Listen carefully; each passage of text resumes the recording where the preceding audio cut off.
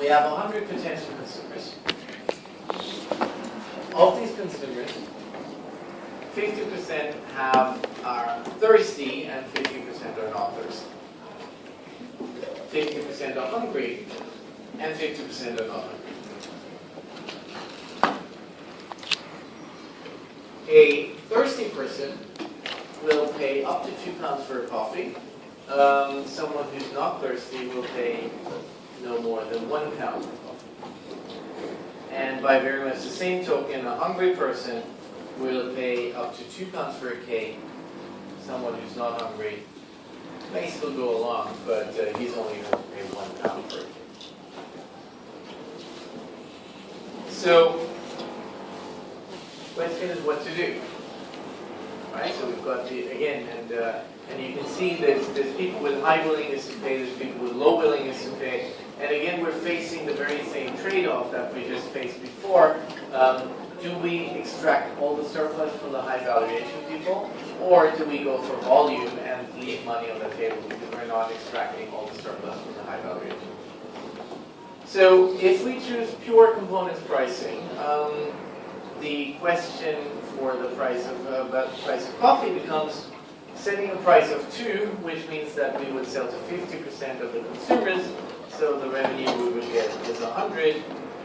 If we set a price of 1, we're going to have 100 consumers buying coffee, so the revenue is going to be 100 again. So the maximum we can get from selling coffee is going to be £100.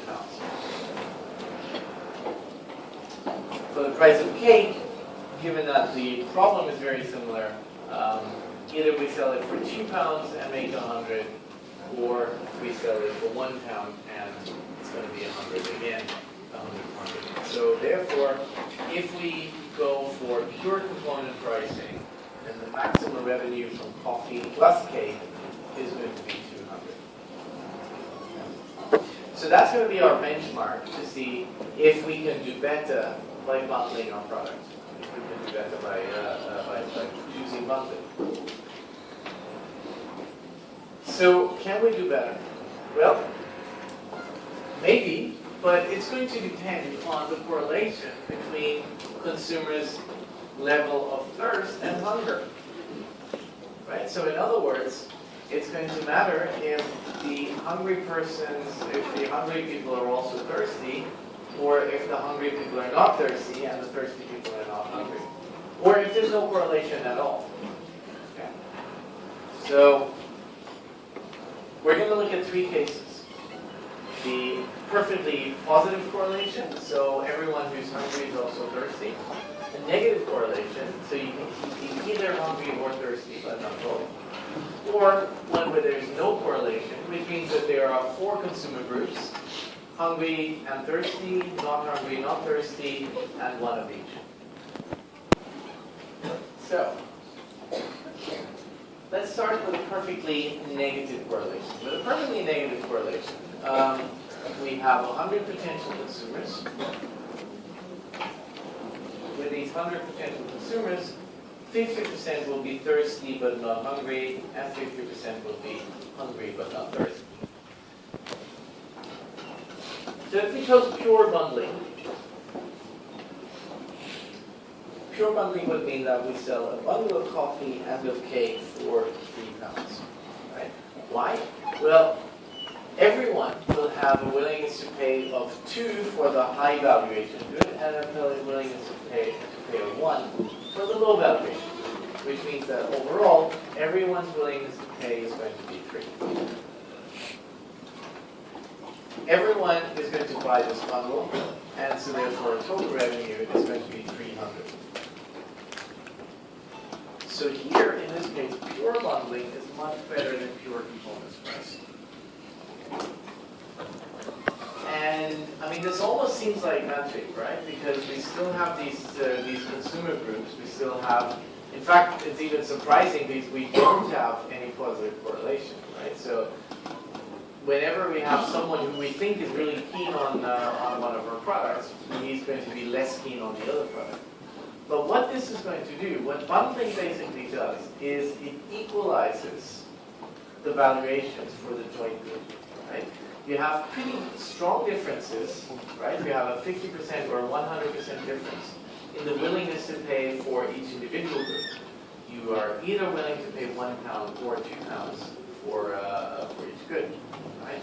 So that's going to mean that that we face this trade-off of either volume or willingness to pay. In the case of bundling, everyone has the same valuation, right? So we managed to shift everyone onto the same level. Everyone's got the same valuation for the bundle, which is £2 for the high-value product and £1 for the low-value product. So here, pure bundling does much better than pure components pricing.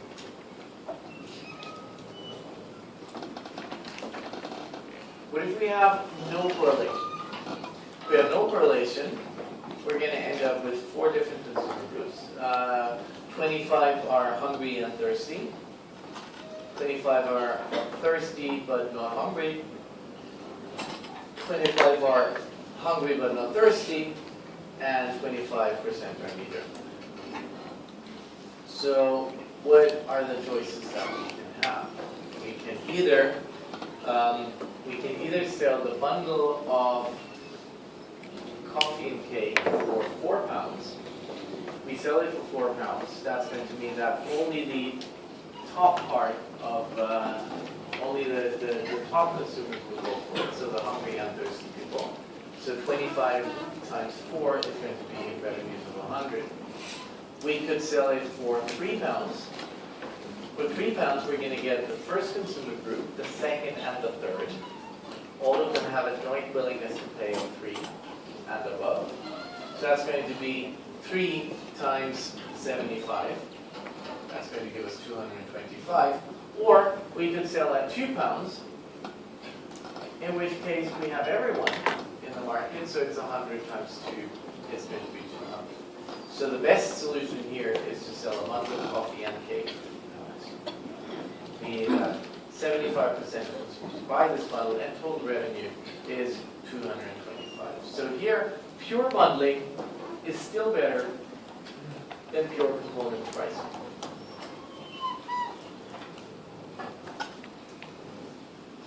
But it's not as good anymore, right? So it's not as impressive as it was before.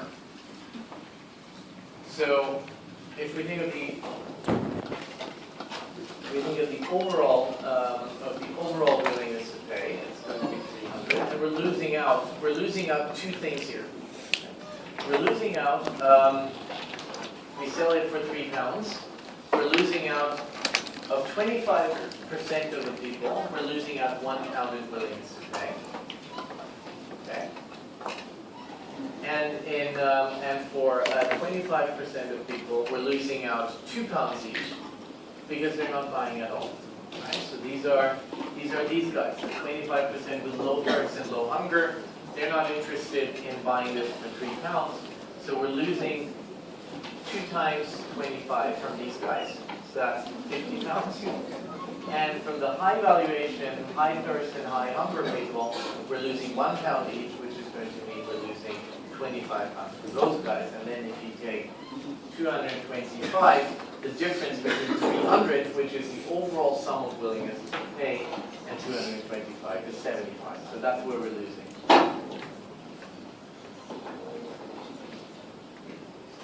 Thinking of a perfectly positive correlation, here we have 100 potential consumers, and we have 50% who are both hungry and thirsty, and we have 50% who are neither hungry nor thirsty. So 2 consumer groups. If we choose pure bundling, we're going to sell a bundle of coffee and cake for £4. Which means that 50% of consumers will buy this and we make revenues of 200. Or we sell a bundle of coffee and cake for £2, which means that everyone's going to buy it and we're still going to make 200. Now what's 200? 200 was the level of sales that we made, the level of revenues that we made if we had pure components pricing. So we cannot do any better than pure components pricing if we have a perfectly positive correlation. Okay, so here, pure bundling is no better than pure components pricing. On some special cases, pure bundling may actually sometimes be worse than pure component pricing. But this is important. If you have a strong negative correlation, pure bundling works best. If you have no correlation, then pure bundling may still be better than pure component pricing. If you have a positive correlation, then the advantage of pure bundling actually continues to go away. Okay. And here, if you have perfectly positive correlation, then pure bundling is no better than pure component pricing. Okay, so this is basically what I wanted to cover for monopoly pricing. Let's now have a look at the monopoly down.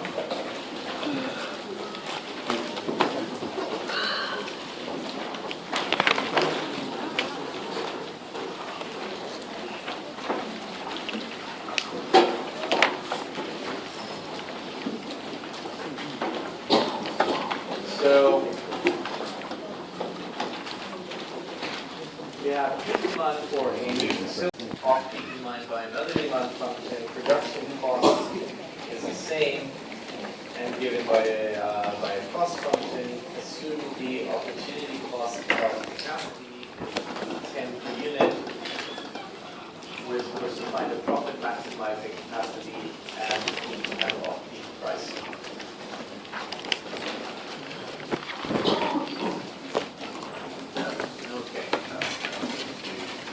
Part of the answer to 6A.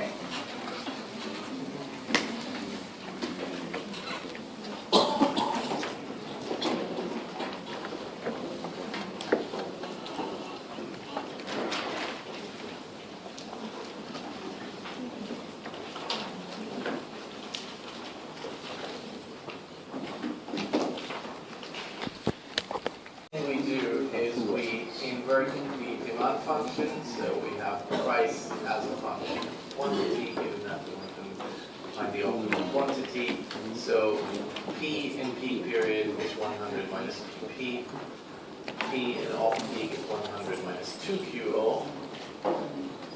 Now, if we assume that peak quantity is less than, is at least as much as off-peak quantity, so that gives us a profit function of revenues in peak period plus revenues in off-peak period minus marginal costs in peak and marginal costs in off-peak, which can be combined into 200 minus QP squared minus O squared, and then minus the capacity plus the 10 times QP.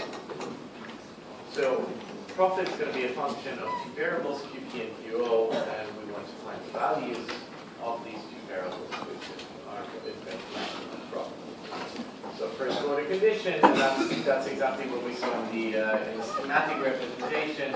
First order condition here is marginal revenue minus marginal cost minus capacity cost here is 0, and here is marginal revenue minus marginal cost is 0. Okay, so we see the difference. See the difference on two fronts here. On the one hand, marginal costs might be different, but they're not in this case. Here, demand functions are different, and secondly, there's a capacity cost that kick in only for the peak period right now. So we now get, well, you want to look at this and copy it down first.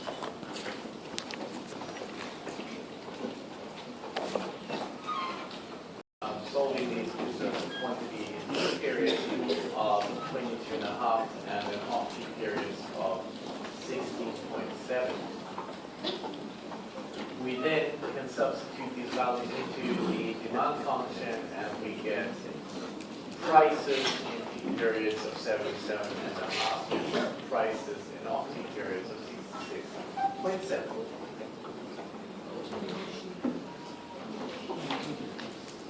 So then we're asked to do exactly the same thing again, but for an opportunity cost of 50 per unit.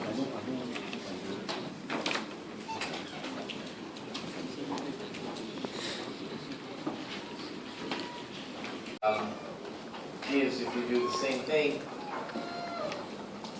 a solution of peak quantity of 12.5 and off-peak quantity of 15.7. And how does this come about? Well, given or recall that when we took the first order condition for peak quantity, we found that where we included the capacity cost in peak quantity but not in off-peak quantity. Why is that? Because we assumed in the basic, or in the first scenario, that we build this capacity only for the peak period, right? So we get the same result for off-peak in 16.7. Why? Because nothing has changed for the off-peak period, but things have changed for the peak periods, and now supposedly, or now seemingly, because the capacity cost is so much higher, they want to invest less, or they want to sell less. But this, of course, violates the assumption that QP is actually at least as large as QO, meaning that we've assumed that we build capacity just for the peak period, and then now we found out that actually this would be inconsistent. So, given that this is inconsistent, we have to find a different solution. So we now assume that capacity will be used in both periods. And if it's used in both periods, we can just replace QP and QO with a manual Q. And so then we take overall profit, which is going to be, we take overall profit, which then will be expressed as a function of Q, and we find the value of Q which maximizes overall profit. So just to follow on from that.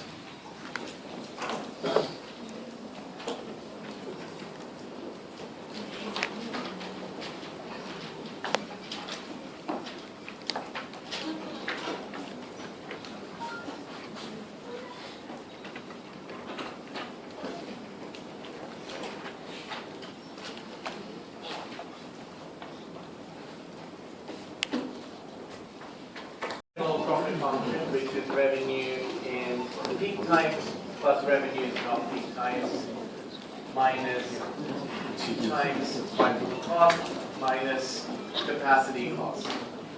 If we differentiate that with respect to Q, we're going to get this expression, and solving then for Q gives us an optimal quantity, an optimal capacity of 15. So the price that's going to emerge in peak times is 85, and the price that's going to emerge in off-peak times is 70.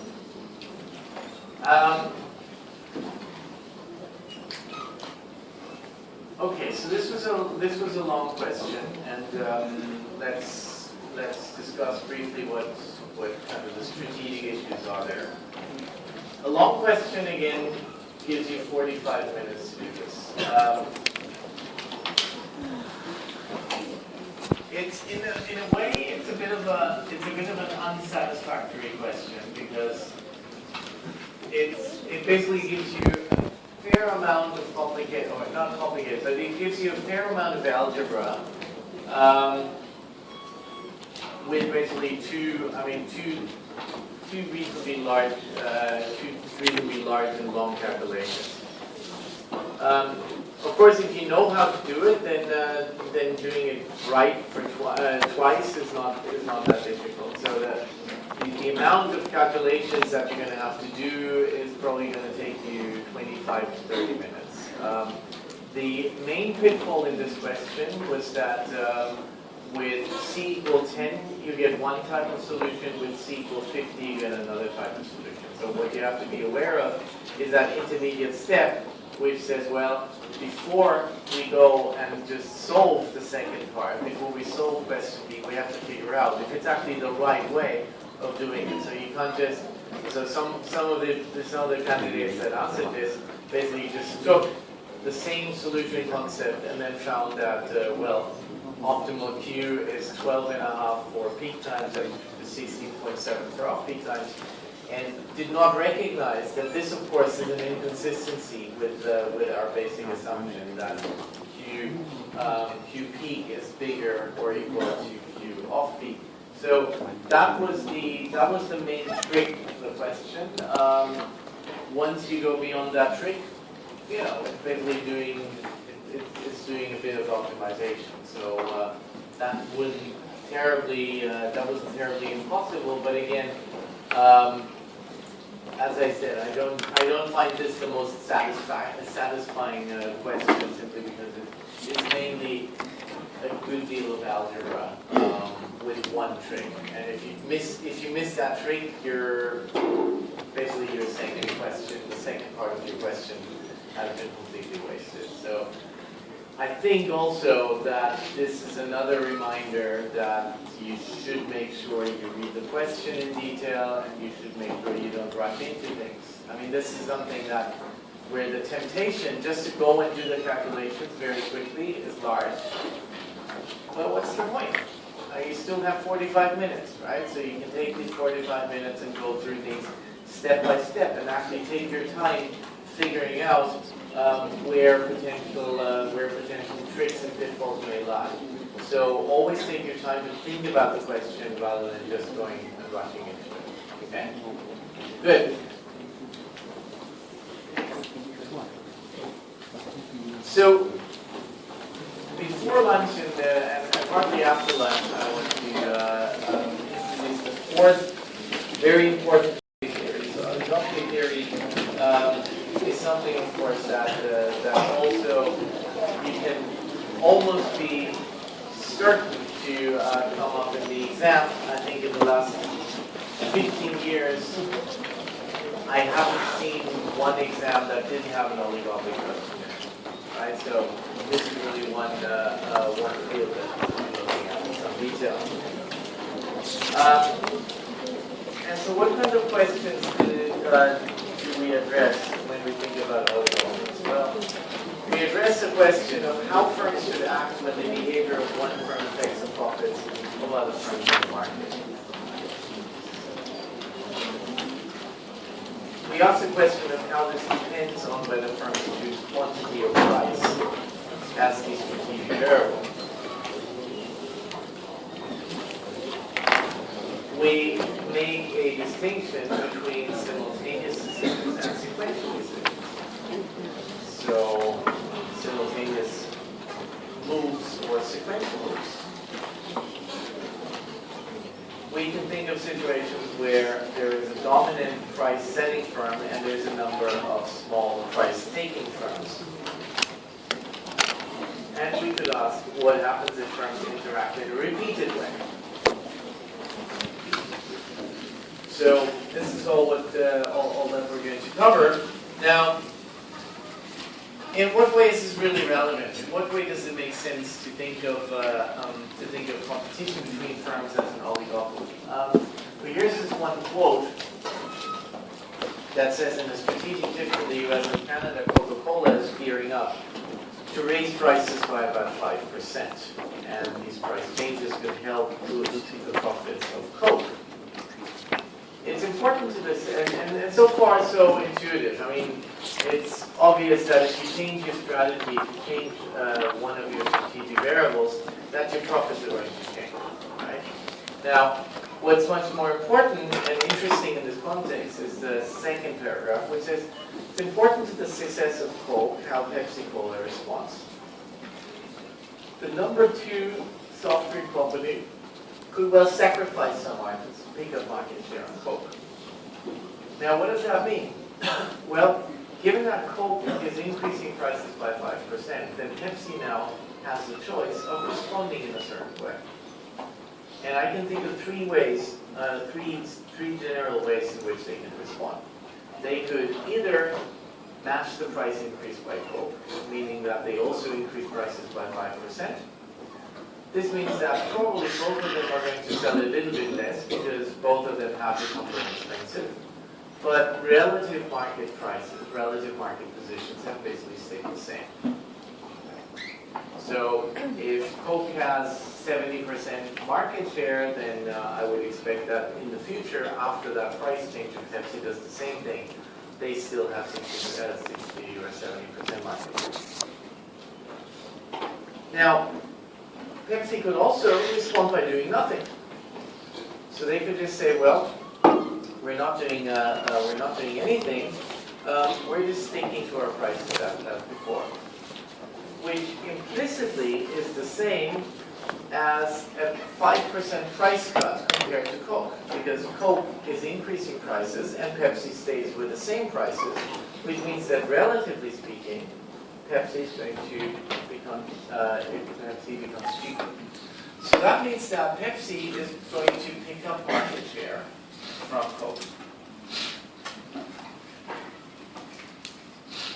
So if they pick up market share from Coke, this can obviously be a good thing, and for Coca-Cola, this means that they might not get the same profit increase or the expected profit increase from this price. A third way, and that's what I would expect actually Pepsi to do, is also to increase their prices, but not by the same amount. So they might not increase prices by 5%, but by 2.5% instead. Now this would mean that their profit margins also go up.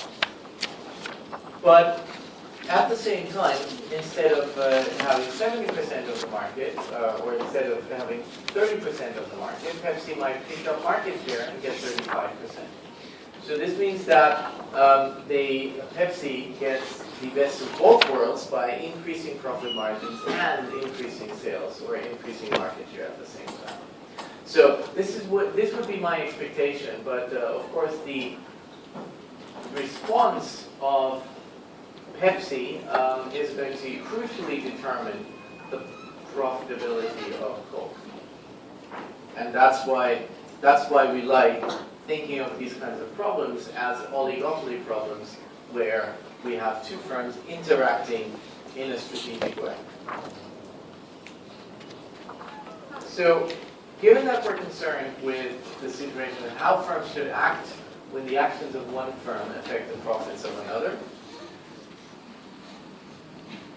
we're basically in the same situation as looking at a game, right? So game, again, when we started game theory yesterday, we talked about the game as being a situation of strategic interaction, of strategic interdependency, meaning that what you do affects my profits and what I do affects your profits. And it's very much the same way if we think of two firms. If one increases their price, that's going to affect the profits of the other, and vice versa. So we're looking at a game between firms. We will also tend to assume that firms act rationally. And by rationally, I mean pretty much the same thing as in decision analysis. Rational simply means that we behave according to our objective function, and we want to maximize our objective function. Now, does that necessarily mean that we maximize profits? I mean, in 95%, even more maybe, but in 95% of past exam papers, firms in oligopoly maximize profits, right? So that's pretty standard. However, the analysis is not going to be very different, or the way of solving the model is not going to be any different if we assume that firms maximize revenues. I've once seen an exam question which was combining the two. They said, well, with a certain weight, they maximize revenue and profits at the same time, right? So here again, the problem does not become any more complicated. What becomes challenging is how to set up the question, how to set up the objective function. But what's important here is that if firms act rationally, then whatever their objective function is what they're trying to maximize, right? And maximizing is something that you can do with profit functions, but you can also do it with all kinds of different other functions. So we're going to use game theory to find out what firms do. And what is interesting is that the outcome of oligopoly competition depends on the detailed assumptions of the game. So that means that depending on whether we have a sequential or a simultaneous game, depending on whether we have price or quantity at the strategic variable, we're going to get different outcomes. So we're going to start with situation of strategic asymmetry. And by strategic asymmetry, I mean that firms can do different things at different times. So there are some strategic differences. This is not about just different costs. So starting out, we're looking at a game where we have a Stackelberg leader and a Stackelberg follower. So Stackelberg is basically the class of games. We have two firms. The leader makes a strategic decision, and the follower plays the best response to the leader's strategy. Which means that for the leader, we're going to solve the problem by taking into account what the follower's best response will be when they make their own decisions. We basically have a sequential game. We analyze the game by considering the extensive form, and much more importantly, we analyze the game by backward induction. Okay? So we have a sequential game. With that sequential game, we should always take this as a sign to look at the end of the game. So we look at the follower's problem first. We solve the problem of the follower, and then fold it forward into the leader's problem. The Stackelberg equilibrium is the subgame perfect equilibrium of the game. Okay, so just to repeat, what's a sequential game and how do we solve it? Well, again, if we wanted to find the subgame perfect equilibrium of this game, we would find that the best responses by player T are T1 if player S has chosen S1, and T2 if player S has chosen S2. So they will play best response to whatever player S's strategy was, and then player S will anticipate what's going to happen, and they will anticipate that player 2 will choose T2, so that's going to give them a pair of 1. If they went to the left, they would expect a profit of 0, so therefore they're going to choose S2. Right? But that's just to kind of refresh your memory a little bit. We typically look at a Stackelberg model that applies to quantity decisions, meaning that the leader firm makes a decision Q1, and the follower responds to this by making a decision Q2, which means that for the leader, we should take into account, the follower's best response. So we know that the follower is going to respond in a particular way, which means that once we make our decision, we can already anticipate what the follower is going to do. So therefore, we're going to build that into our optimization program. So of course, if price depends on the total quantity in the market, then that's going to mean that firm 1's profit will depend not only on its own strategy, on its own quantity, but also on the quantity that firm 2 has chosen. Firm 1 will choose to maximize, therefore, profit, Q1 will choose Q1 to maximize the profits, which are a function of Q1 and Q2, which in turn is a function of Q1. Now, a somewhat related, but not quite identical situation where we have a dominant firm. The dominant firm model describes a situation where we have one firm that somehow dominates, it's got market power, and there are a number of smaller firms that simply react to things. Okay? So we don't expect these smaller firms to realize or to expect that they have market power, that they have a way of changing market prices and so on. They simply play in a non-strategic way, right? So think of the dominant firm as a monopolist in a sense, and think of the smaller firms, the fringe firms, as being part of a perfectly competitive environment. So how does that work? How does the optimization problem look in this case? Well, we have a homogeneous good, and we know that total demand decreases in price. We have a price setter in the dominant firm, so the dominant firm is going to choose price, and they can dictate the price, so they have market power here. The smaller firms, which we also often call fringe firms, are price takers that have no market power. So that means that they're just going to observe whatever price the dominant firm has chosen, and they're going to react by then producing an amount that that justifies, or that's justified by the market price. In other words, the dominant firm sets the market price.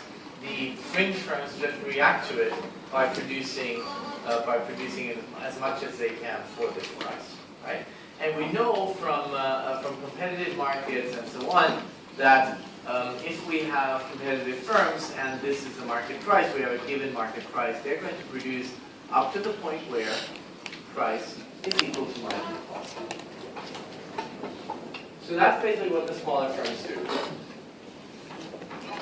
And again, we know from the competitive firm model that the total supply from fringe firms will increase in the price. Okay, so obviously, the higher the price, the more I want to produce, because that means it's more attractive to produce. It also means that a unit that was previously not profitable to produce, if the price is higher, is now being profitable to produce. So I'm going to produce more as the price in the market increases. So for a dominant firm, that is quite interesting. So if we think of a monopolist will take into account, when changing prices, will take into account one effect. If I increase my price, then overall market quantity is going to go down, right? Obviously, we all know this from basic supply and demand. So in a demand function, if price goes up, then quantity goes down. This is the same with any demand function.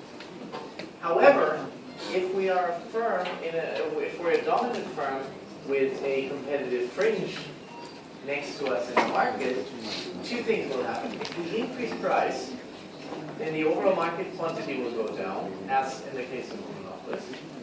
But the second thing that's going to happen is that we have more and more quantity supplied by the fringe firms. Right? So in other words, the quantity that we can sell decreases more quickly than the quantity that the market is going to demand. Why? Because more and more is going to be supplied by the fringe firms. Okay. So if we charge a very low price, demand is going to be high, and maybe there's not going to be any fringe firms providing quantity. If we increase price, market demand is going to go down. If we increase price further, at some point the fringe firms are going to start entering the market. Once the fringe firms start entering the market, if we continue increasing the price even more, market quantity is going to go down. But of that market quantity, a larger share is going to be produced by the fringe firms, which means that my quantity, the so-called residual demand, the residual demand of the dominant firm is going to decrease faster than the overall market quantity. So if you want to interpret this, you can even say that the price elasticity of demand for the dominant firm is actually higher than the price elasticity of demand for the entire market. Why? Because you're losing more in customers as you continue increasing prices. So the dominant firm is going to set its price or quantity to maximize profit based on the residual demand curve. right? So they don't take into account overall demand. That's not really what they're interested in. They're interested in the quantity that they can actually sell, and that's determined by the residual demand. So it's overall quantity in the market minus the quantity that's being produced by the fringe firms. And how do we find the optimal decision of this dominant firm? We know that the dominant firm meets the residual demand. So that's going to be QP, Q of P, the number, the overall quantity demanded at a certain market price, minus the quantity that's being produced by the competitive fringe. So residual demand is simply total demand less the quantity that's being supplied by the other firms. Now, in a question or in a setting with a dominant firm, we would think of we would typically be given information about total demand, and we would be given information about the supply function of smaller firms, which means that from those two pieces of information, we can derive residual demand as a function of the price or the quantity decision of the dominant firm. And we basically use again use backward induction by trying to find out the optimal decision. Because we know, or the dominant firm knows that whatever they do, they can predict what the competitive fringe is going to do. They can anticipate that if they set a price of 10, the competitive fringe is going to produce 100 units. If they set a price of 11, the competitive fringe is going to produce 115 units. Right? So all of this is something that we can take into account when taking our own decisions, when taking the decision whether to produce at a certain price or to produce a certain quantity. So the dominant firm revenue, or the revenue of the dominant firm, is going to be determined by the residual demand times the price that they set. And of course, we can then maximize profits, and profits are going to be the dominant firm's revenue, which we just defined, minus the dominant firm's cost. So this is, again, I've not seen this come up very often, but when it did come up, it threw many of your predecessors very much off guard. And I just want to say that if you're looking at a dominant firm model, or if you're looking at a sequential Stackelberg game or anything else, the solution concept is very similar. Right? It's just a slightly different setup, but the solution concept is very similar. We have a dominant firm. The dominant firm wants to maximize profits. Okay? Now, to maximize profits, we have to take into account the behavior of the firms that react to my behavior. Right? And I get to move first. I get to set the market price, or I get to produce a certain amount. Right? So that means that we solve the game again by backward induction, and by backward induction we look at the second mover's decision first, and the second mover in this case is a group of firms. These are the competitive fringe firms. And once we've solved that problem of the competitive fringe, it becomes very easy. We take the decision of the competitive fringe and then plug it into the profit function of the dominant firm. And that's pretty much it, right? And that's exactly the same way of thinking about the problem as in a Stackelberg game, right? It's only that the second mover in a Stackelberg game is a single firm, right? Whereas here it's a competitive fringe. So I guess what I also wanted to say about the Stackelberg game, in again 95% of cases when a Stackelberg game comes up, it's going to be with two players. It's going to be with one leader and one follower. Some years ago, and that's quite some time ago. Some time ago, there was a Stackelberg game with 3 players instead of 2. Now, you may look at this and say, wow, I've never seen anything like this, so I don't know what the hell I'm going to do. Or you can say, actually, 3 players would probably have the same thinking behind them as 2 players. It's just a bit more complicated. So what will a 3-player stack-of-word game look like? Well, it's a sequential game, isn't it? If it's a sequential game, the way to solve it is by backward induction. So we're going to look at firm 3 and see how they react to the quantity set by firm 1 and firm 2. Now if we look at firm 3, we can solve the problem in firm 3, take that reaction, and put it into firm 2's best response function. So we're going to put it in firm 2's profit function. Now firm 2 now has a profit function that's a function of Q1 and Q2. We then solve firm 2's profit function because they're going to observe whatever firm 1 does. Solving firm 2's profit function gives us a best response by firm 2 to firm 1. And then we take the problem by firm 2, or take the best response by firm 2, plug it into the profit function of firm 1, and solve the problem for firm 1.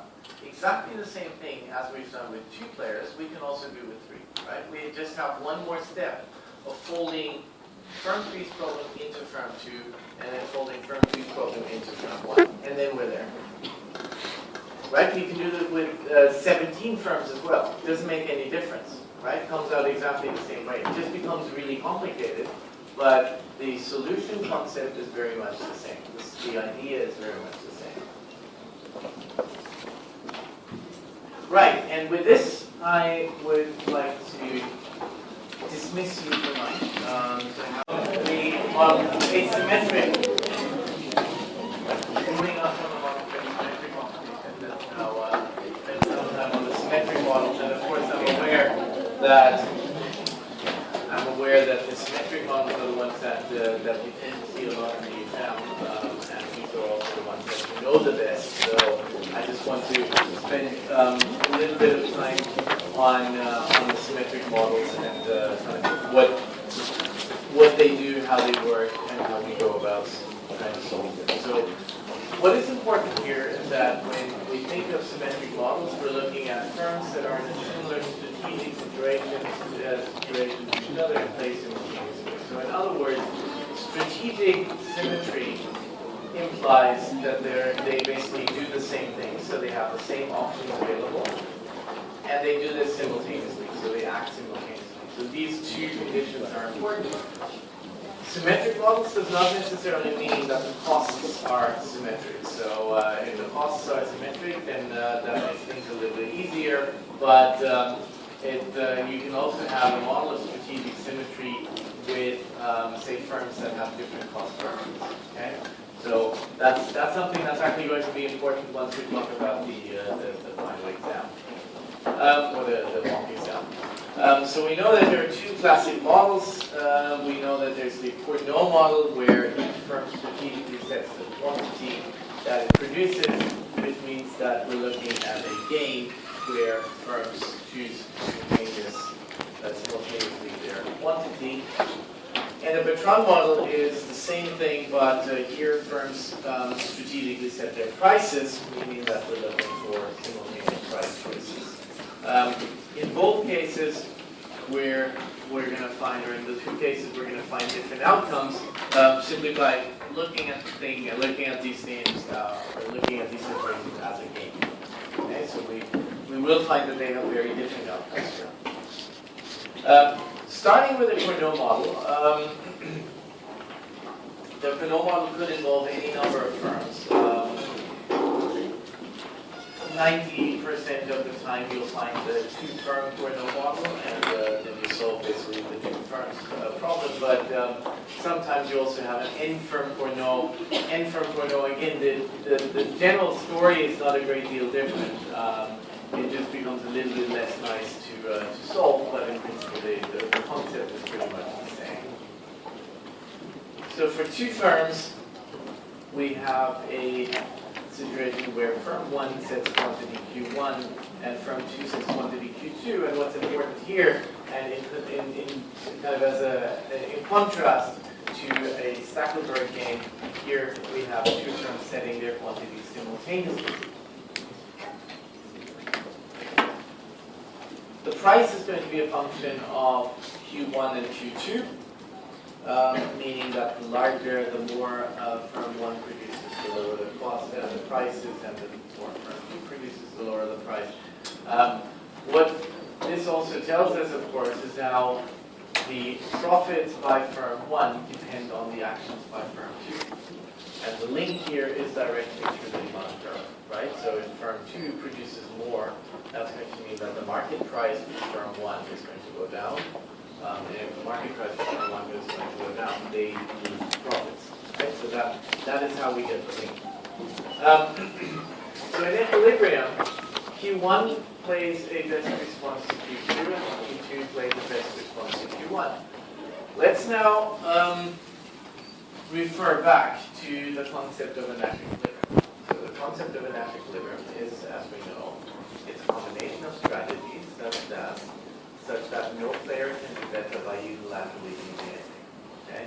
So what we're looking at here is an equilibrium where firm 1 plays a best response to firm 2.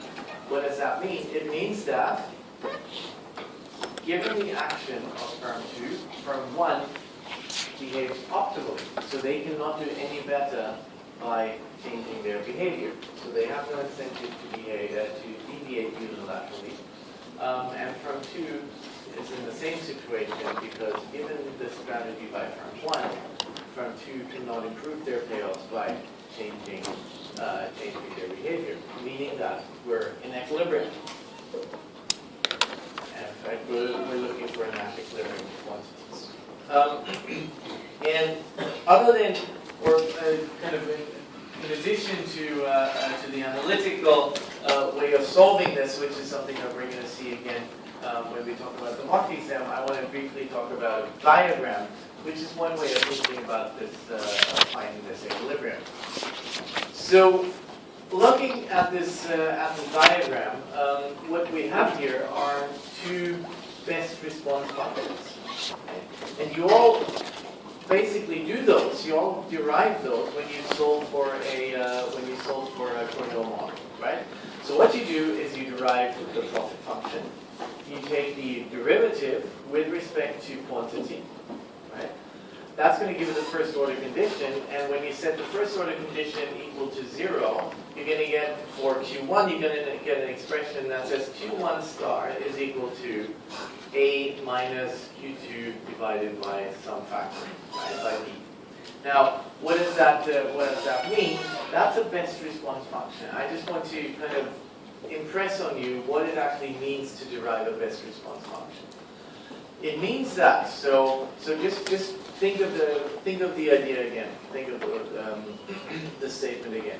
It's Q1 star, the optimal Q1, is a function of A, some demand parameter, minus Q2 divided by some factor.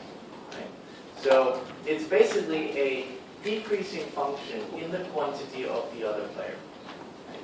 Which means that the more one firm produces, the less the other firm is going to produce. Okay? And vice versa.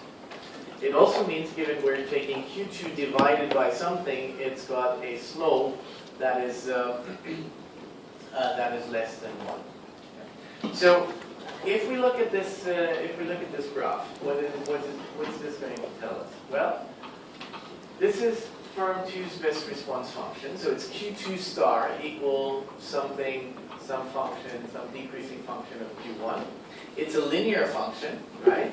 So if Q1 were 0, right? If firm 1 produced nothing at all, then firm 2 would produce this amount. If Q1 produces more, the response by firm 2 is going to be to produce less. Okay? So the more firm 1 produces, the less firm 2 produces.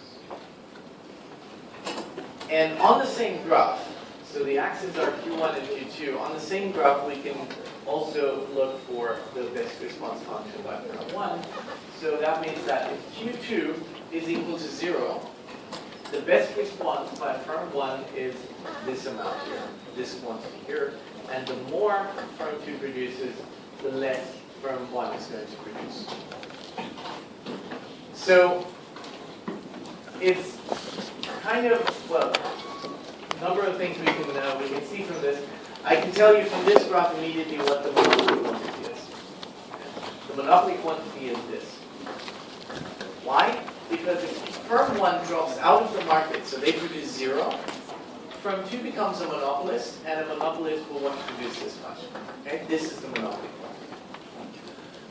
The other thing I can tell you here from this graph is the equilibrium. And the equilibrium is where both reaction functions intersect. Now, we can either memorize this and say, well, that's where they intersect, or we can think about what this actually means.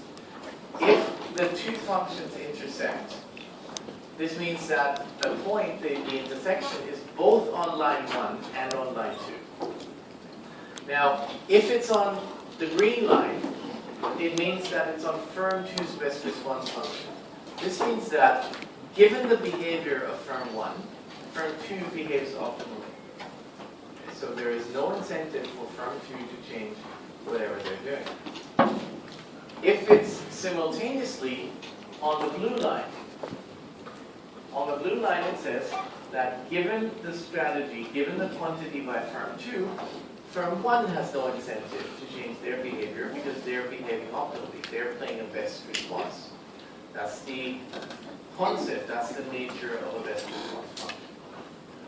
Now, if both intersect, then that means that Q1 is playing a best response to Q2, and Q2 is playing a best response to Q1. So we are in equilibrium. Okay? So that is also why, when we think about trying to find more than one Nash equilibrium in this game, we won't, right? Because there is only one point on this entire graph which tells me that firm 1 is playing a best response and firm 2 is playing a best response. So in every other place of this graph, one of the two firms is not playing optimally, at least, right? So this also tells us something about collusion, right? So one thing I could also tell you is that two firms that collude would want to produce this amount of quantity, right? They would actually produce anywhere on this line, okay? On this diagonal between this and that. Why is that? Well, this means that firm 2 is producing all the quantity of a monopolist. This means that firm 1 is producing all the quantity of a monopolist. And everything in between means that these two firms divide their quantities up, but together they form the monopoly quantity. Okay? Now, anywhere on this line is the monopolistic, or is the monopoly quantity. But anywhere on this line, we also see that we're not on either firm's reaction function, which means that if we just play this game once, right, it's not optimal for either firm to actually stick to the collusive agreement. Why not? Because it's not the best response. It's not a best response to any quantity by the other firm to set quantities such that we're on this line. This immediately tells us that collusion is unstable. We always have an incentive. We always have an incentive not to stick to the agreement. That's going to take us somewhere on this diagonal line. Right? The only equilibrium in this game, is here, where the two are the same. Okay, so that's just a different way of looking at Grignard competition and looking at a Nash equilibrium in oligopoly competition. Now, thinking of the Bertrand model, the Bertrand model is looking at price competition. So again, we can suppose that there are two firms for simplicity. We have firm 1 setting price P1, and we have firm 2 setting price P2. Consumers will buy from the firm with the lower price, where the demand in the market is going to be a function of the market price, and the market price is the low, whoever charges the lower price. If both firms charge the same price, then demand is shared. And in equilibrium, again, P1 is the best response to P2, and P2 is the best response to P1, so we're looking for a natural equilibrium in prices. Now, in this game, in a kind of a Bertrand game with Bertrand game with homogeneous goods, the natural equilibrium is going to be that both firms sell at marginal cost and they make zero profits. So, one way of, this has not come up as an exam question, but it's actually a good exercise. It's good practice to think about how we would go ahead, how we would go about and show that this is actually an equilibrium. How can we show that price equal to marginal cost for both firms is an equilibrium?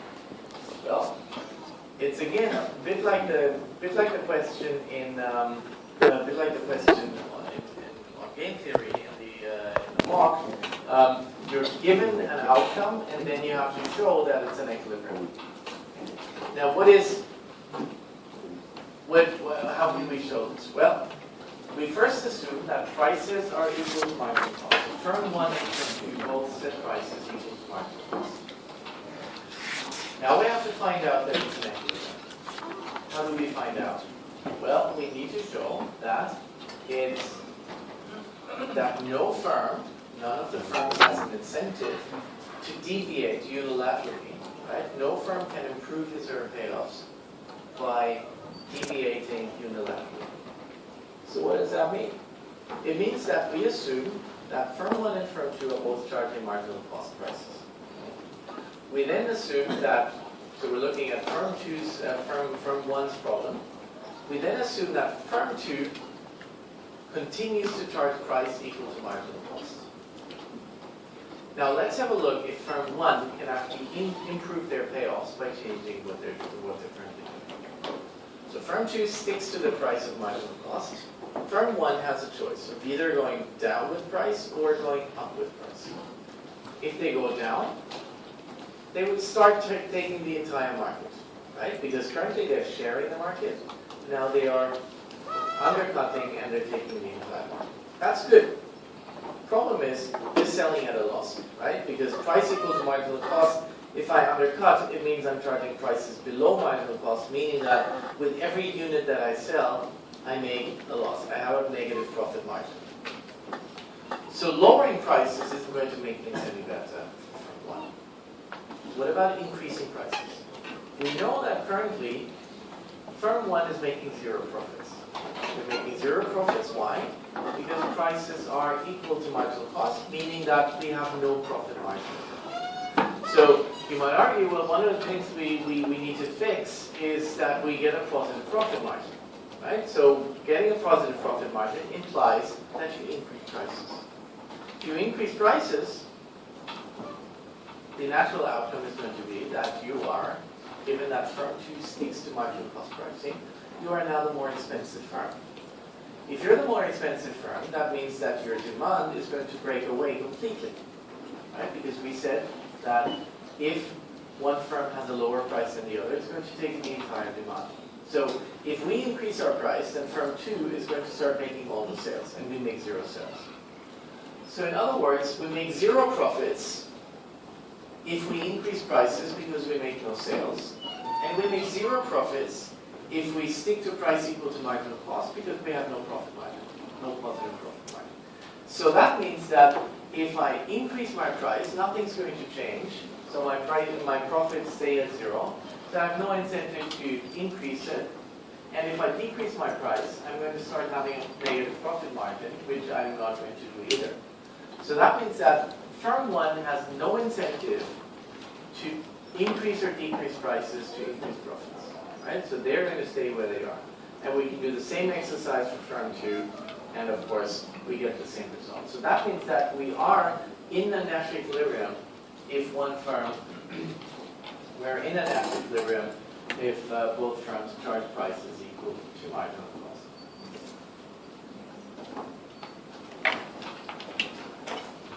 Okay, and that obviously that also shows you immediately that firms, even if there's only two firms in an industry, it shows you that this may not be an outcome that you would necessarily want in a market, right? So if you ran a firm and you wanted to go into, where you basically were trying to maximize profits, and the profit that you seem to be making is zero, so you can't get a positive profit margin, then you want to change something. And one way of changing things is via collusion. So collusion basically means where that firms cooperate in one way or another.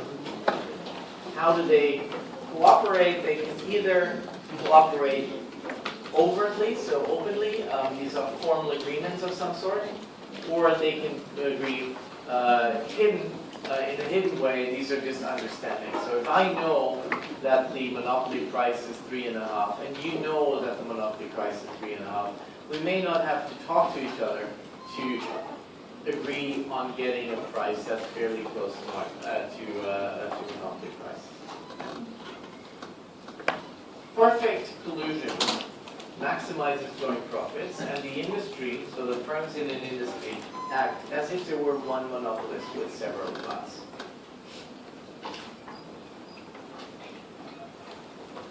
We may ask how profits are shared. This is typically not something that will come up in the exam. It's not a question of how profits are shared. The first step should always be, how do we maximize joint profits, right? Most of the time we'll just assume a simple solution where profits are simply shared equally. So how do we maintain collusion? How is collusion maintained? Well, we saw that if we play the game once, we're not going to get to any significant profit, right? So we're not going to do well. So a way of addressing this problem is to play the game as a repeated game, which means that what I do today, so we interact every week. We set prices every week.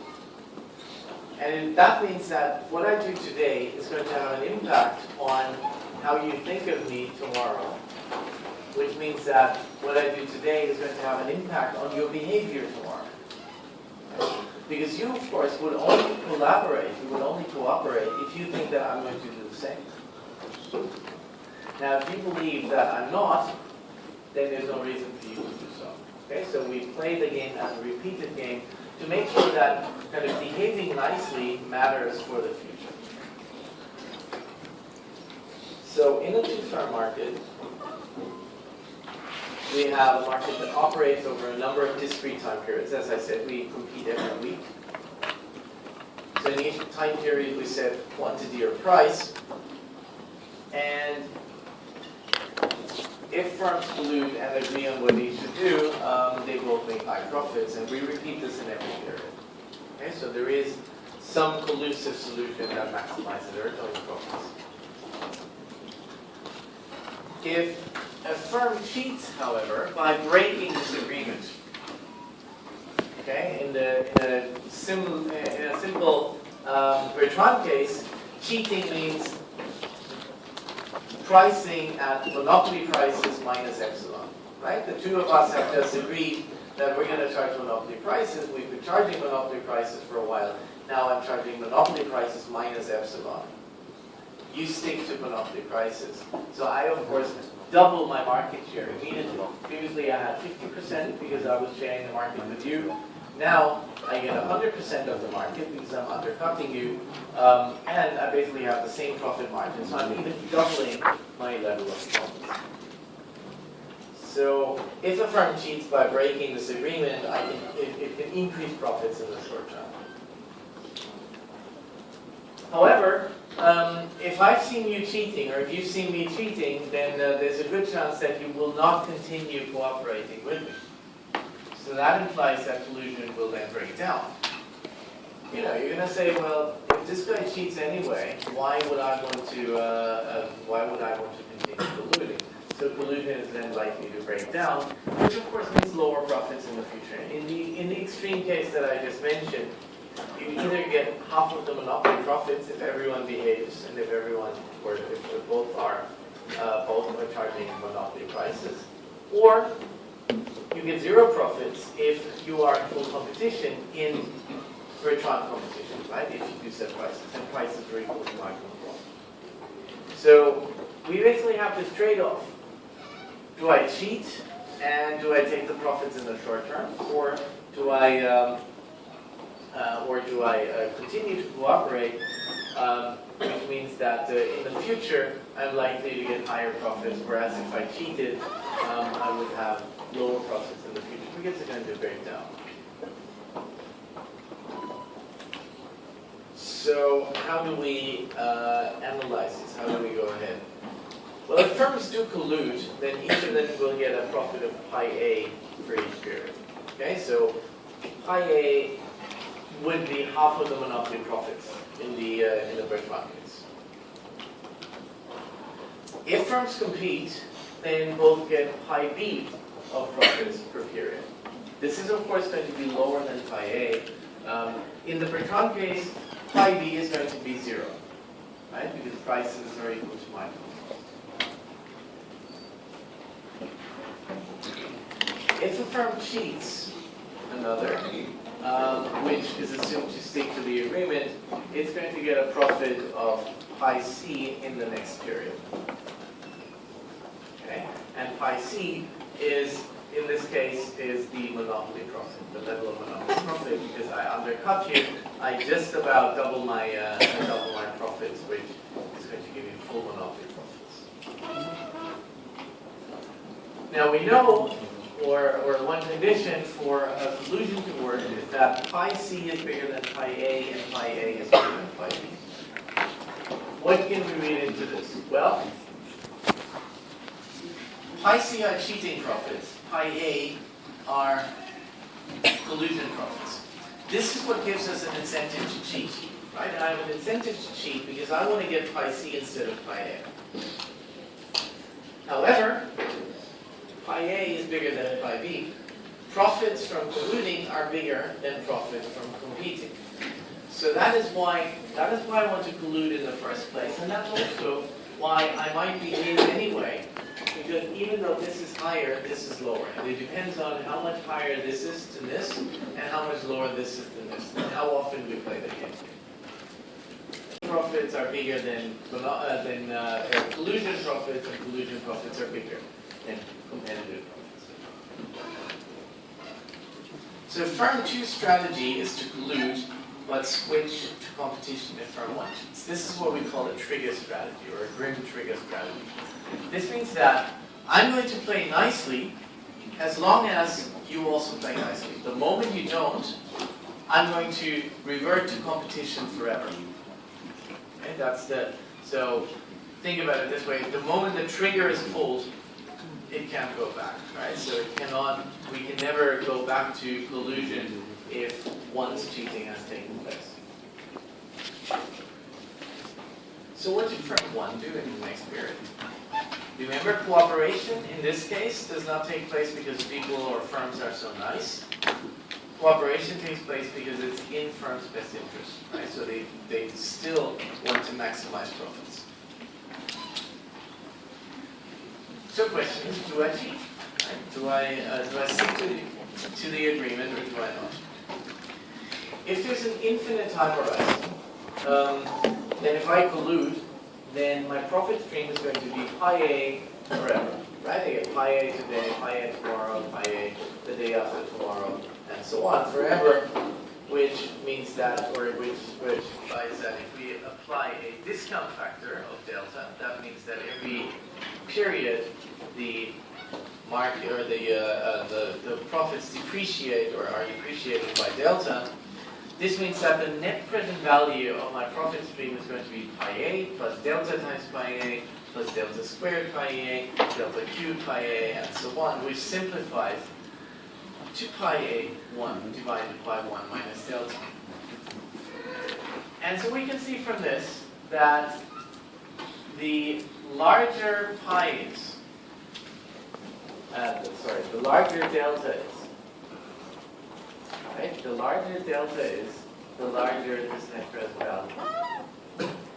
What does that tell us? Well, it means that if we pollute forever, then potential benefits can go to infinity. If delta is very small,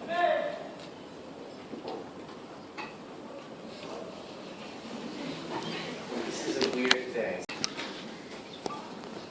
Maybe these are the mechanics that are complaining. We'll see. Maybe I'm too loud for them. Anyway, so if delta is close to 0, that means that the future doesn't matter very much to me, right? So that means that if delta goes to 0, this is going to be pi a, right? The net present value of a future income stream is just going to be pi a. What that means is that if delta is close to 0, all I care about is today.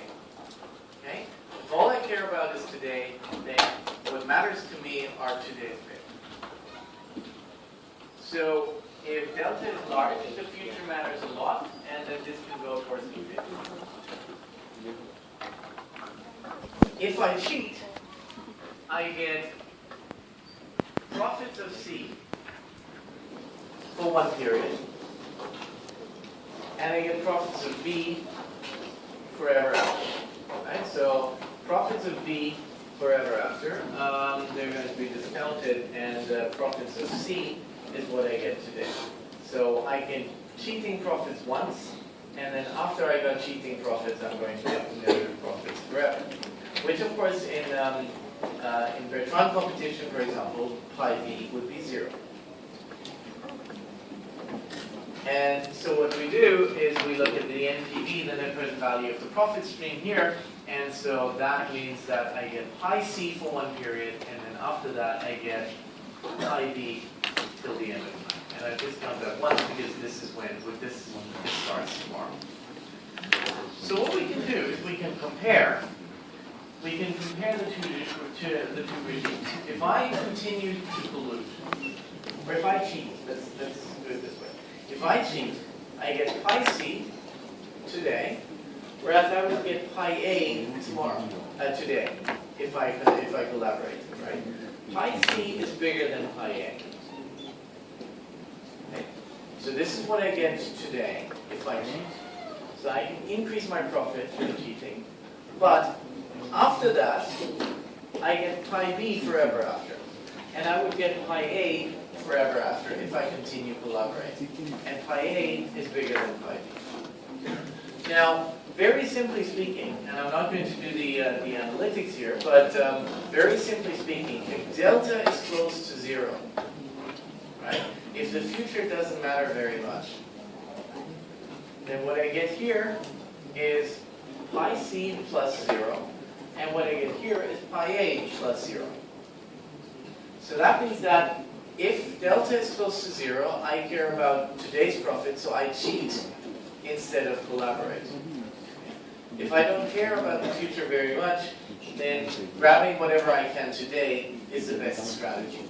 If I care about the future a lot, then the difference in profits forever after is going to be important, right? So if I get pi b for till the end of time, or if I get pi a till the end of time, is going to make a big difference if the end of time matters a lot, right? So the higher delta, the more likely I am to collaborate rather than compete.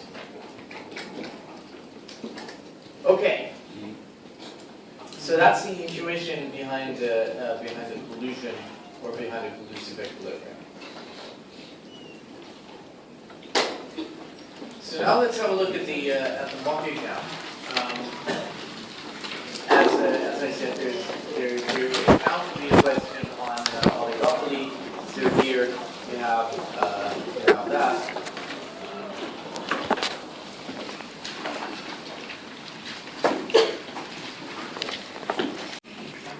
Finding the first order condition means that we take the derivative with respect to Q1. We get A minus 2Q1 minus 2Q2. So that gives us the reaction function that I talked about, right? right? So it gives us Q1 star equal to A minus Q2 divided by 2. Okay? That is the one that we graphed. We then do the same thing for firm 2. So we set up the profit function for firm 2. We take the derivative with respect to Q2, find the reaction function, and then we insert one reaction function into the other. Meaning that we take, for example, Q2 star is going to be A minus Q1 divided by 2. So we can just take that and plug it into this reaction function here, into Q1, into firm 1's reaction function. And that's going to give us Q1 equal to Q2 equal to A divided by 3. One thing, I mean, this is the most straightforward question you can imagine. You would do this in a minute, I would expect. Okay. Now, one important bit. What I did here is basically the longhand version of things. So I asked you to, or I'm saying we take the first order condition for firm 1, and we take the first order condition for firm 2, and then we plug one thing into the other. Right? That takes a little bit longer than if you just use the symmetry rule. Right? So in this case, you can use the symmetry rule, right? Because firm 1 and firm 2 are completely symmetric. They produce homogeneous goods, they have the same cost of 0, and they have the same strategic offer. So it's a symmetric rule. Now, and many of you will do this. I think your local lecturer also uses this concept that you can use symmetry, and there you go. Now, this is all fine. The problem is that in the 10,000, 15,000 exams I've seen, one of the issues that always strike me is that many candidates also write by symmetry if the problem is not symmetric. Okay, and that is a real problem. And I can in a sense I can see why you do that, right? I can see because you believe that you are under time pressure. Okay, you're not. That's the first thing. You're not under time pressure. You will have enough time. I mean, this is a long question. You've got 45 minutes to do like 6 calculations that you can all do in your sleep, right? So that's not the issue. Okay, so you believe you're under time pressure. That's the first thing. The second thing is that's what you do. That's what you do in your local when your local lecturer teaches you, because 80% or 75% of problems are actually symmetric problems, and then it works perfectly well, right? The problem are the 25% of problems that are left, and there you're much better off at doing it the long way, doing it for firm 1, for firm 2, and then being able to take firm 2's reaction function and plugging it into firm 1's reaction function, right? So the moment you've got different marginal costs, for example, right? And the moment you use bisymmetry, you're not just making a small algebraic mistake, right? You're not just doing a slight miscalculation. You are demonstrating to the examiner that you do not know how to solve this problem, right? So the penalty for using symmetry when you shouldn't is huge. Okay, it's really huge. So it's not like you go from 25 points to 23 points, right? So you go from 25 to 18 because you're demonstrating that really you were not willing to think about whether this is a symmetric problem or not, right? And I'm not trying to scare you. I'm not trying to scare you at all. But it's just it's not a great deal more complicated using the longhand, right? It's not a great deal more complicated, but it's just, I can guarantee you, it's correct in 100% of the cases, and it's not correct in just 75% of the cases, right? So why not do the one that's always right, okay? So this is, I mean, I say this every year, and every year there's a few people that use symmetry when they shouldn't. So that's just my annual attempt to get you to not use symmetry. Okay. And in fact, here we have the first issue. We have a Stackelberg game that breaks the symmetry. So we now have a Stackelberg equilibrium assuming that firm 1 is the leader.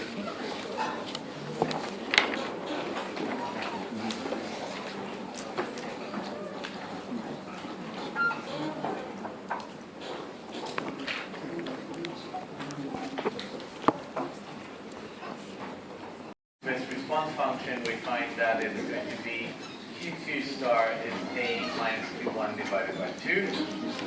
So we can substitute this into firm 1's profit function, and optimizing this with respect to Q1 is going to give us Q1. The optimal quantity is A divided by 2, and the optimal quantity of firm 2 is going to be A divided by 4. And important here, even here, some people use symmetry, right? And this is not even asymmetry in terms of cost, this is even a symmetry in terms of the strategic options that we have available. So here again, don't do it at any cost, right? Do not use symmetry. Good.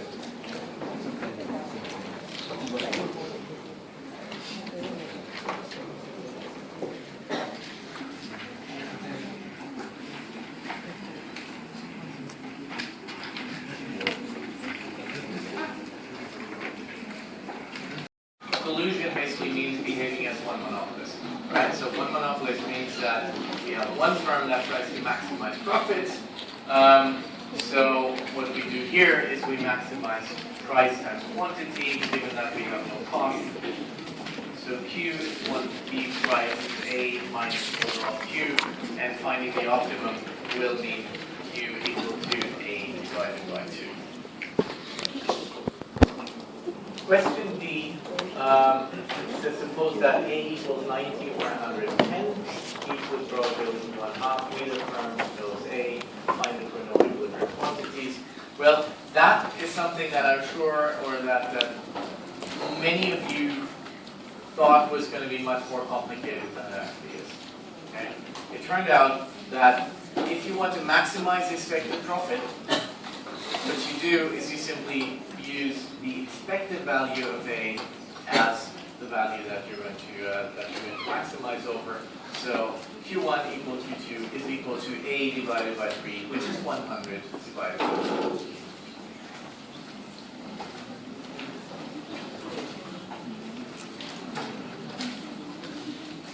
And then we've got a question.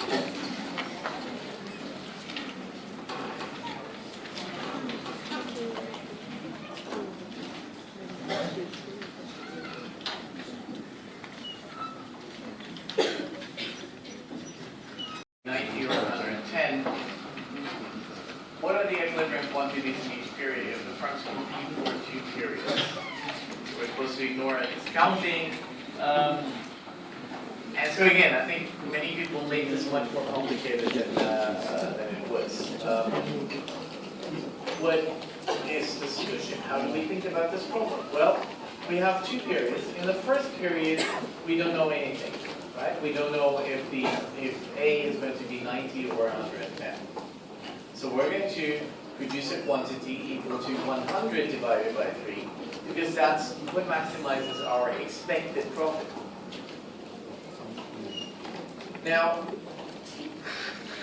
in practice, in reality, A is going to be 90 or 110, which means that if I produce 100 divided by 3, I will have either produced a little bit too much or a little bit too little. Okay? And I can see this from my profits in that period. I can see this because I'm going to look at this, I'm going to look at my profit and say, well, I should have either produced more, or I should have produced less. So from the profits that you get in the first period, you can actually back out if A was 90 or if A was 110.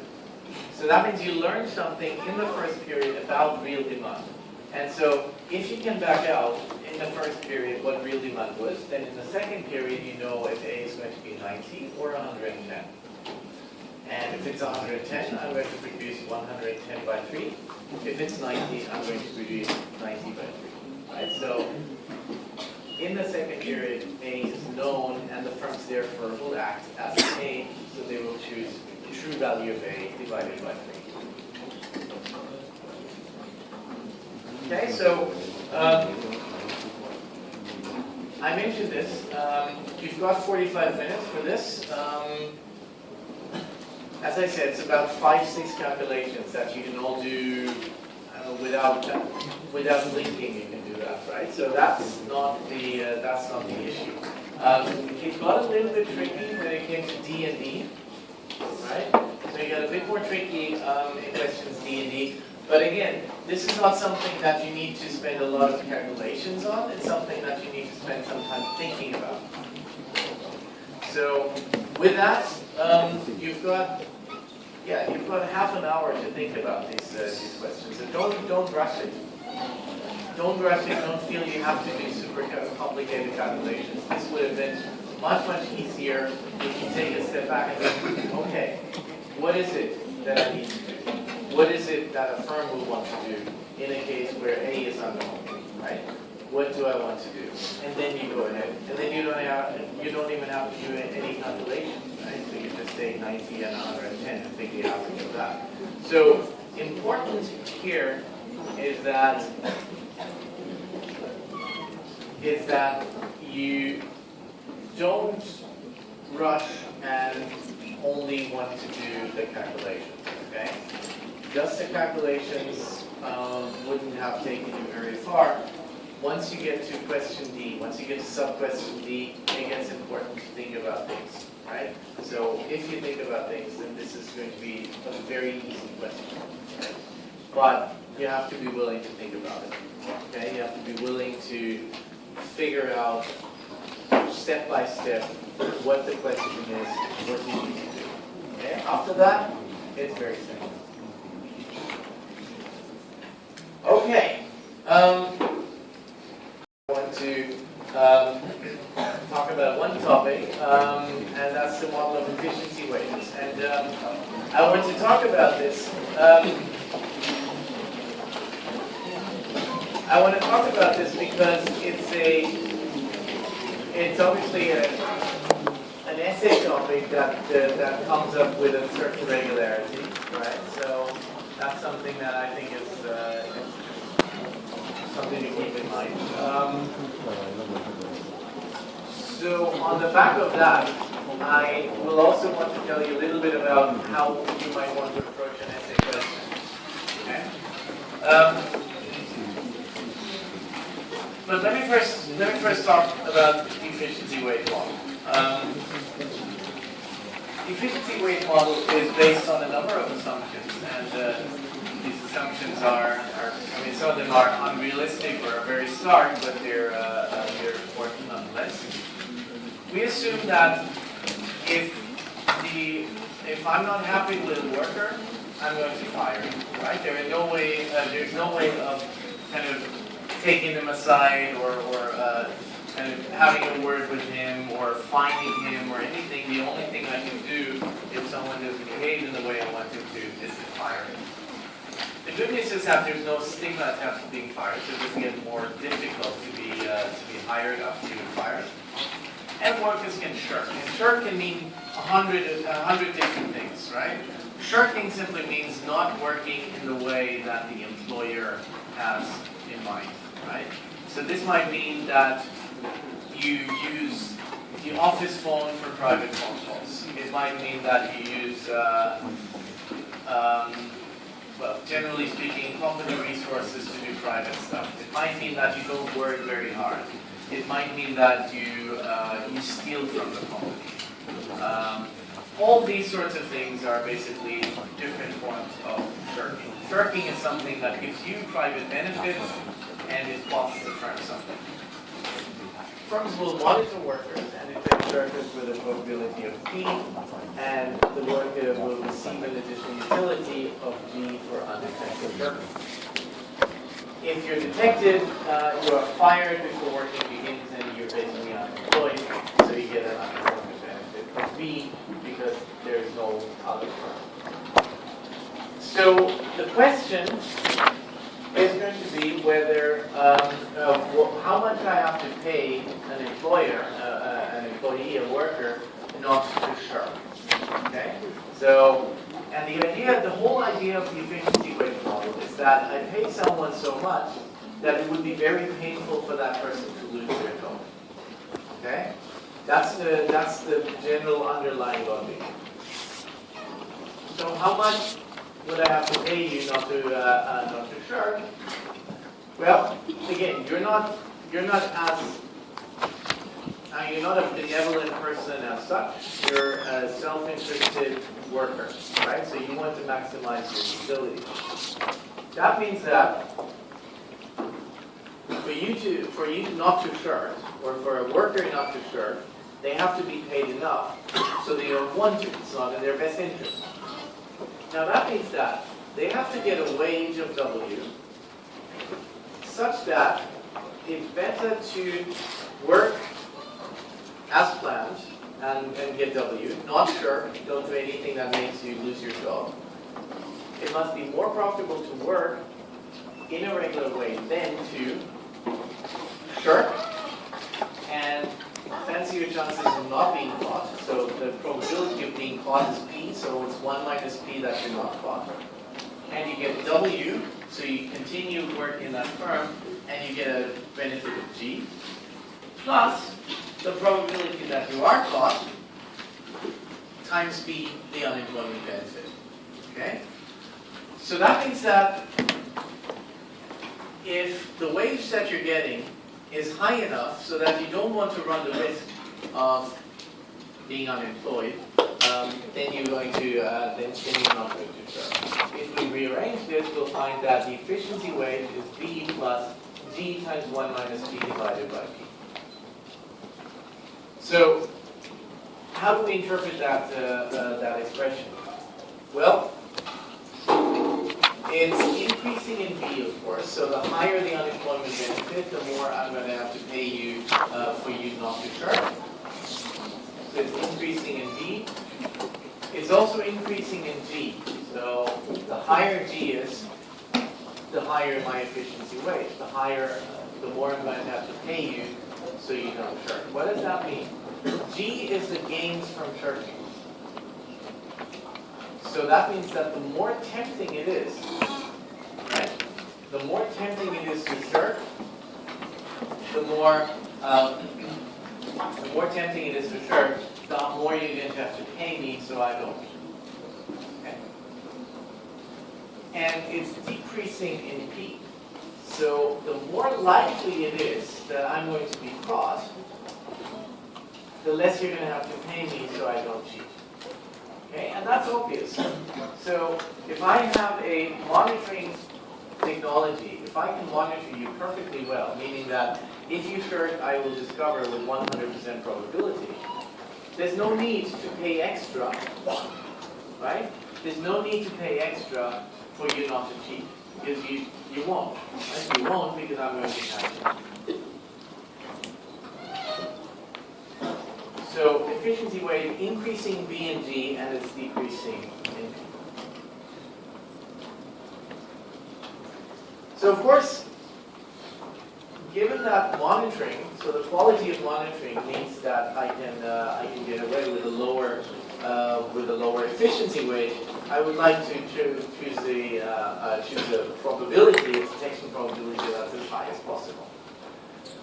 However, monitoring people is costly, right? So think of this as I don't know, if you run an assembly line, monitoring may mean a supervisor.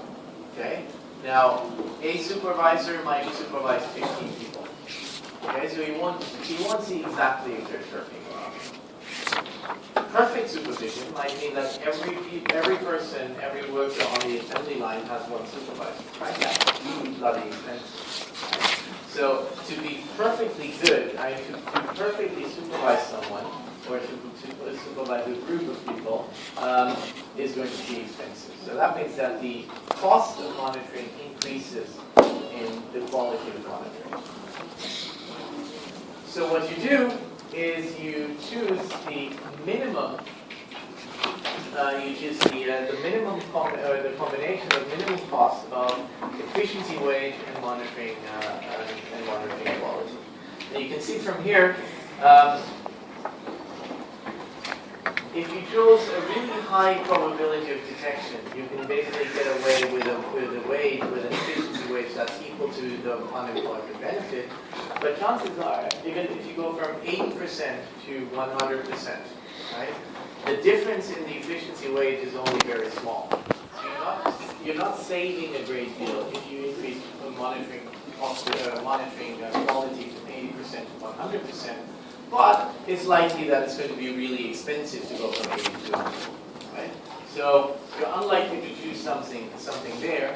If your monitoring quality is really low, you would have to pay an efficiency wage that's infinite, right? If I have no chance of catching you, shirking, so that's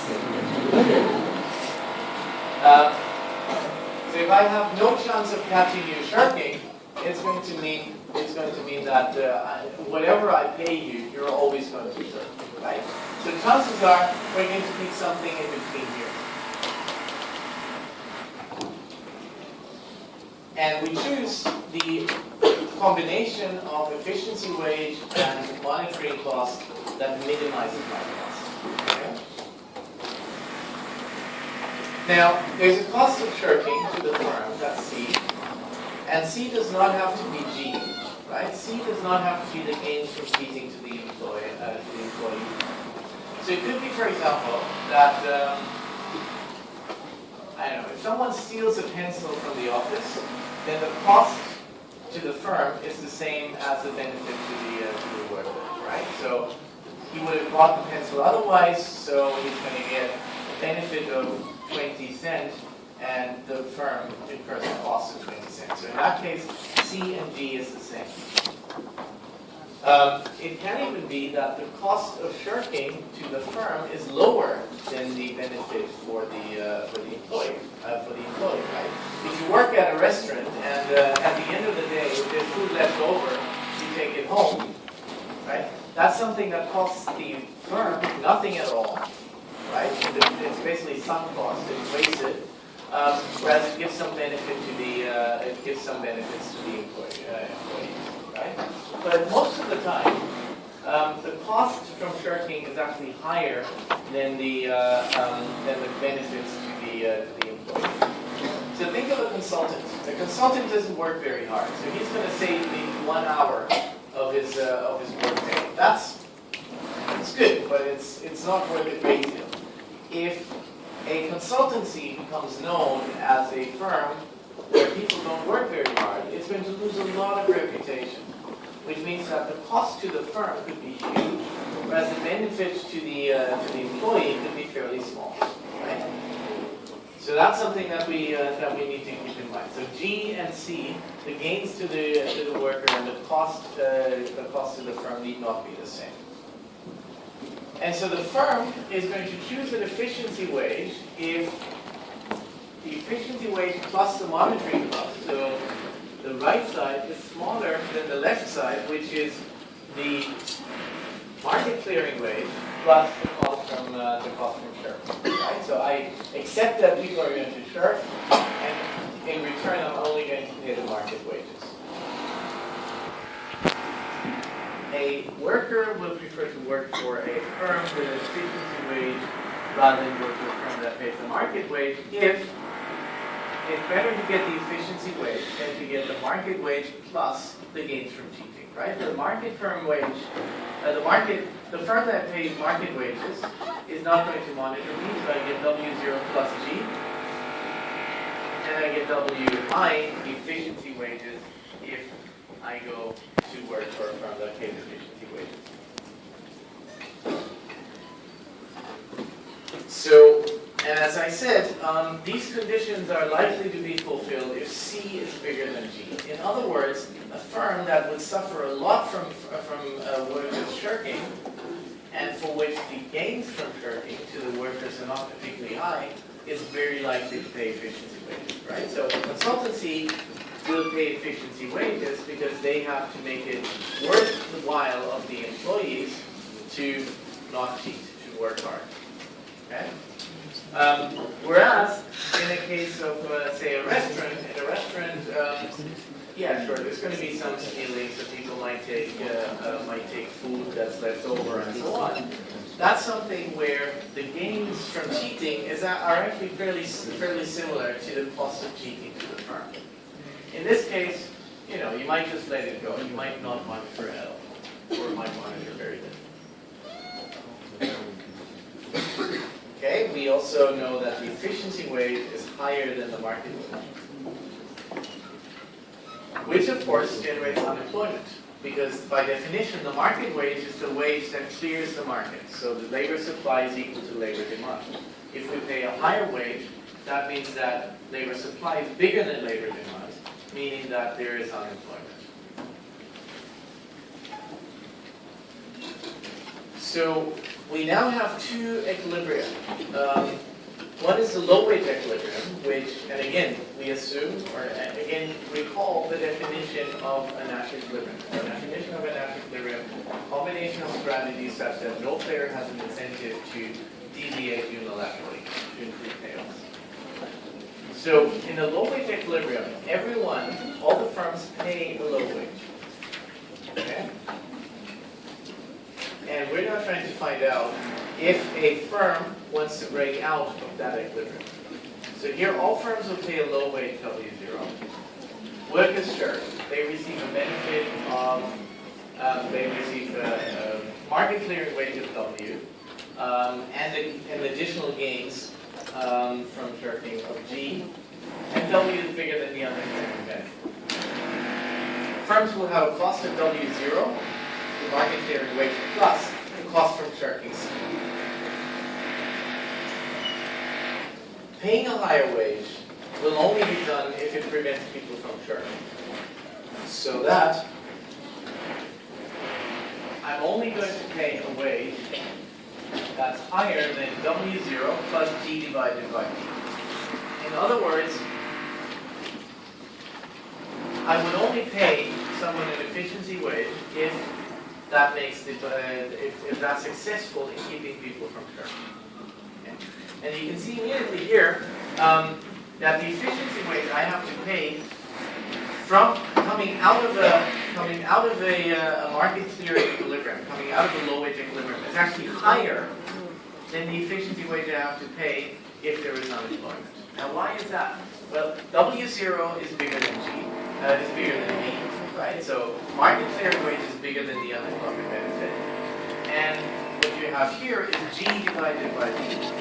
What we have in the other equilibrium is G times 1 minus P divided by P. So this is bigger than G times 1 minus P divided by P. In other words, if I'm the only firm that tries to break out of a low wage equilibrium, right, it's going to take me a larger additional wage than if everyone else also pays efficiency wages.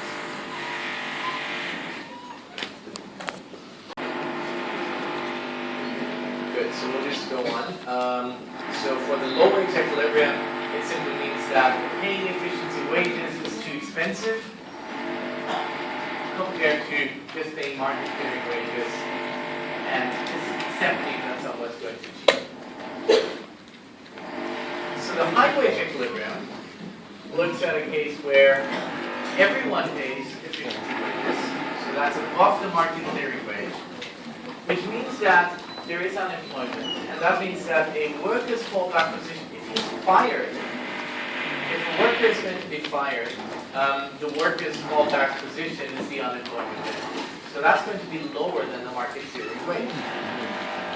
So what we get there is that we have to, or we can get away with paying a lower efficiency wage, assuming that everyone else does the same. Right? If everyone else also pays the efficiency wage, that creates unemployment. That means that the fallback position of the workers is lower, and that means that I can get away with paying a lower efficiency wage.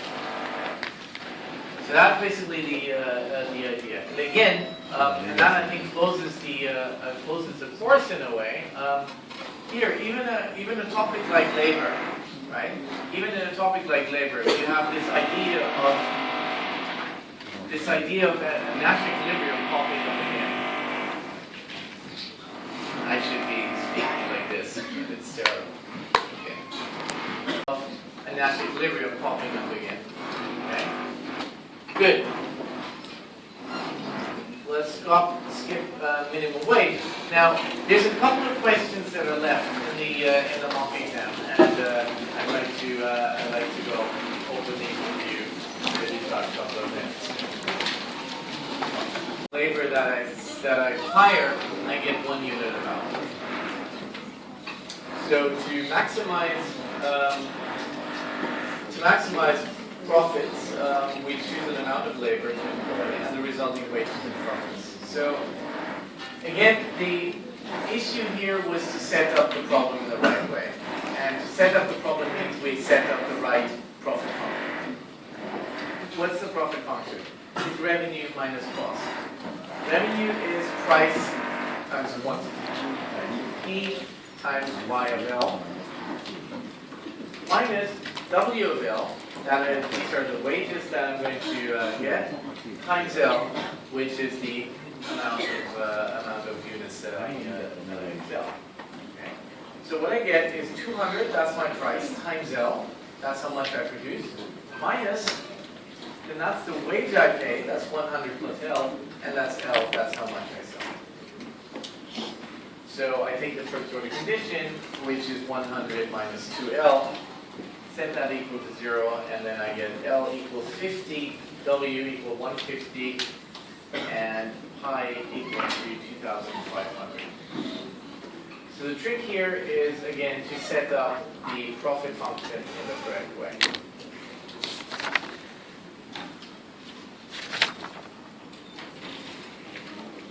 Then it becomes slightly more complex in question 2.